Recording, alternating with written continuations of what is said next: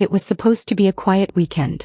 Just me, my brother Daniel, and our two friends Eric and Jonas, heading to our uncle's old hunting lodge deep in the woods. The place had been abandoned for years, ever since our uncle moved abroad, but we figured it would be a fun trip. Just us, a fire, and a couple of beers. The road there was barely a road at all, just an old dirt path winding through dense, ancient trees. The deeper we drove, the thicker the fog became, rolling in between the trunks like a living thing. It muted all sound, made the world feel smaller. Eric joked that it looked like something out of a horror movie. I should have listened to the sinking feeling in my gut right then. By the time we arrived, the sun was already setting, but the fog was so dense that it might as well have been midnight. The hunting lodge was just as I remembered it from childhood, small, dark, and isolated, standing on the edge of a vast black lake. The water was unnaturally still, like a sheet of polished glass reflecting the nothingness of the sky. The trees surrounding the clearing loomed high, their skeletal branches reaching out like claws. We unpacked, lit a fire, and settled in. The warmth from the flames made the single-room cabin feel less eerie, the shadows dancing along the wooden walls in a comforting way. We played cards, laughed, tried to shake off the weirdness of the fog. Then the first knock came. 3 slow, deliberate knocks on the door. We all froze. The lodge was miles from civilization, and we hadn't seen another soul on the way here. Daniel, always the fearless one, stood up and pulled the door open. The fog outside was so thick that we couldn't see beyond the porch. Nothing but the swirling gray mist. "No one's there," Daniel muttered, stepping back inside and locking the door. But something felt wrong. The laughter didn't come back. The night stretched on, and an oppressive silence settled over the cabin. The fog pressed against the windows like pale hands, obscuring the world beyond. Then came the second knock, louder this time. "What the hell is out there?" We all hesitated. I reached for the flashlight, my fingers cold and stiff.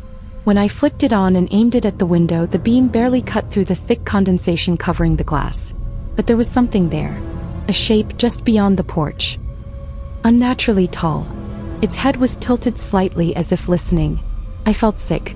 Daniel yanked open the door again, shining the flashlight wildly into the mist. "Who's out there?" he called. His voice sounded too loud, too small in the silence. Nothing. The fog swallowed everything. But just as he started to step back inside, I saw movement. A shift in the fog, like something had been standing right at the edge of the porch and had just stepped away. I grabbed Daniel's arm and pulled him inside, slamming the door shut. We locked everything, shut the curtains, tried to keep the fire going as if it could keep the outside world at bay. And then, just past midnight, Jonas whispered, "Do you hear that?" A faint creaking sound, like old wood shifting under weight. It was coming from the porch. Slow, deliberate footsteps. We turned toward the window. The glass was fogged up, but through the thin layer of condensation we could see it. A shadow pressed against the pane. Not moving, just watching. My breath caught in my throat. The shadow was too tall, easily over 3 meters. Its limbs seemed elongated, wrong. And then the face. Pressed closer to the glass, and I swear I saw it. A pale, distorted face. Hollow, sunken eyes staring in. A mouth that was too wide, too wrong. I blinked and it was gone. A silence settled over the cabin, thick and heavy. Then the footsteps started again, moving along the porch, around the side of the cabin. It was circling us. Daniel grabbed the poker from the fireplace, his knuckles white. "It's messing with us," he whispered, trying to scare us. It was working. We barely slept that night. Every sound made us jump. The fire burned low, the shadows grew deeper, and the silence outside was deafening. And then just before dawn, the last knock came. Not from the door. From inside the cabin.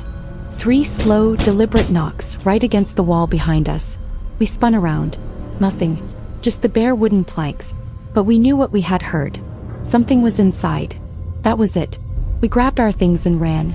The car was parked a few meters away, but in the thick fog, it felt like miles. Jonas kept muttering, "It's watching us. It's still watching us." I tried not to look back. And then Eric screamed. I turned just in time to see him fall. Oh, not fall, something pulled him. His hands clawed at the dirt, his mouth open in a silent scream as he was dragged backward into the mist. We ran back for him, but he was already gone.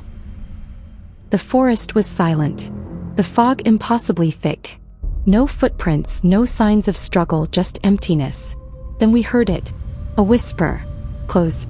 Right by my ear. I didn't need to be told twice. We ran. We didn't stop until we reached the car, until we were speeding down that narrow dirt road, until the fog finally broke and the world felt real again. We called the police, of course. A search party went out. They found the lodge, but no sign of Eric. The official report said he wandered off, got lost in the woods, but we knew better. Because a week later, Jonas woke up to find his bedroom window covered in condensation, like someone had been breathing against the glass. And in the middle of the night, Daniel's phone rang. An unknown number.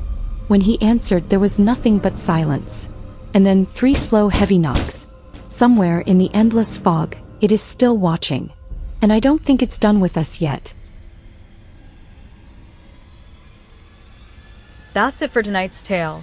But don't worry, there's always more where that came from. Be sure to stay tuned for even more nerve-thrilling horror stories every single week. If you haven't already, hit that subscribe button and join us here at the Hollow Horror. You won't want to miss what's coming next. Until then, stay safe. Or stay scared. See you next time.